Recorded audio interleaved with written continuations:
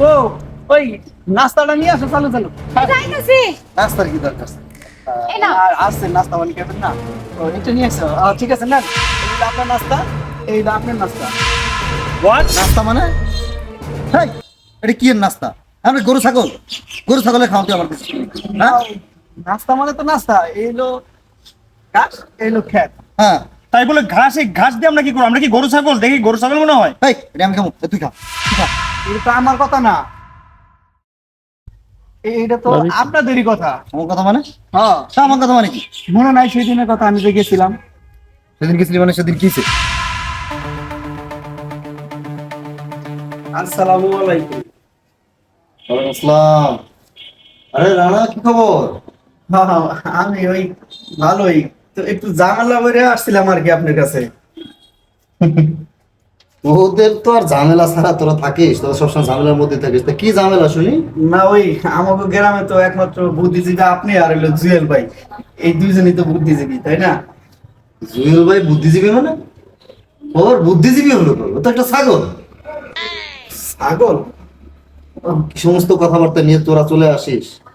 কাদের কথা বলিস আমার সামনে? বুঝতে পারছি। আচ্ছা, যাই হোক, তা ওই ই করেন, ওই আমার বাড়িতে কালকে একটু আইসেন, আপনি একটু দাওয়াত দেবেন। সকালবেলা একটু আইসেন। তোর বাড়িতে দাওয়াত? আচ্ছা ঠিক আছে, দেখি সময় পেলে যাব। না, যদি আসেন তাহলে এক কাজ করেন, যদি সকালে না যাইতে পারেন, ওই আজকে তাহলে একটু বিকেল বেলা আইসা পড়েন, কারণ আপনার ব্যস্ত মানুষ, সকালে কোন ঘুম থেকে ওঠেন ঠিক নাই, তাহলে আজকে বিকালে আইসেন। এটা খুব ভালো বলেছিস, মন্দ নয়। ঠিক আছে, তাহলে আমি যাই, বিকালে চলে আসেন। হ্যাঁ, আসসালামু আলাইকুম। তো কিছু খেয়ে যা। না না না, আমি যাই গা। আচ্ছা ঠিক আছে। কি সমস্ত কথাবার্তা, কি এর জুয়েল নাকি আবার বুদ্ধিজীবী?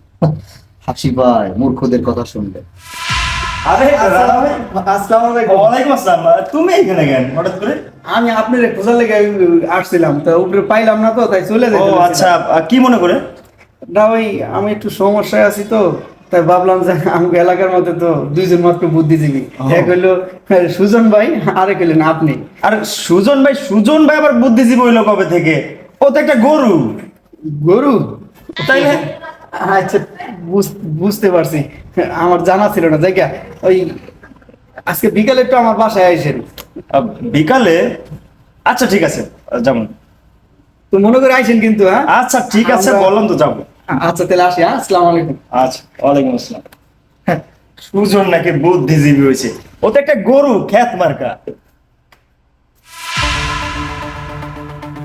বুঝলাম, এর কাছে গেলাম, হ্যাঁ কয় ওর এলো গরু, আবার এই কয় হ্যাঁ নাকি ছাগল।